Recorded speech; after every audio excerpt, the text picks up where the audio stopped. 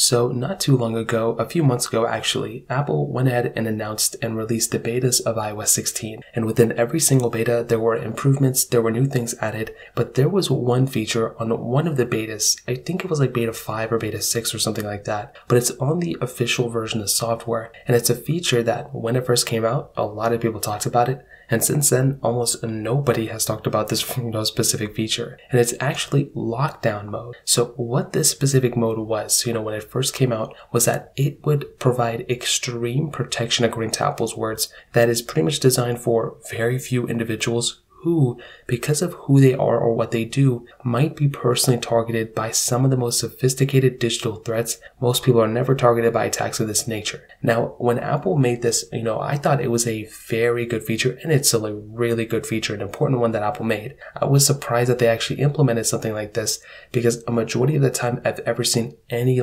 super safe phone or anything that's provided in the security standpoint, it's usually a specific phone tailored for security. It's never a phone that has a mode that can be, tailored to something like this. It's usually a phone, usually an older model like an iPhone 10 or a Galaxy S8 or something like that, that is tailored made and hardware made for a specific, important person. So in this case, having software that is doing something like this for you is actually really awesome. Now, they go on to say when lockdown mode is enabled, your device won't function like it typically does. It will reduce the attack surface that potentially could be exploited by highly targeted, spyware, certain apps, websites, and all those other things too. So again, lockdown mode, it still gives you the core features of your device, but if you're trying to go through and use it like a normal phone when it's on lockdown mode, that is not going to be the case. Now, I think this is actually a really cool option from Apple because, like I mentioned, instead of going through and buying separate hardware or something like that, you can just literally go and just buy this type of phone,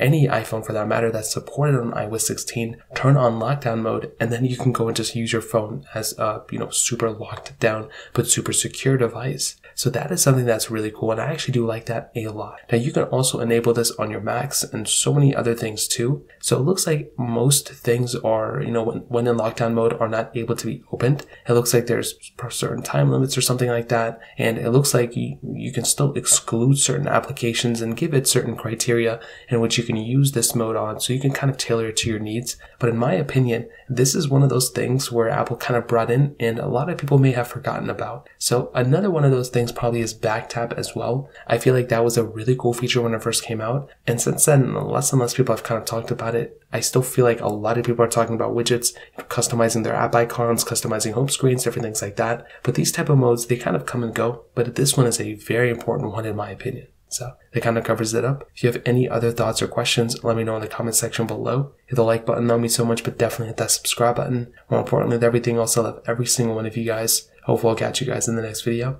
Peace out till then.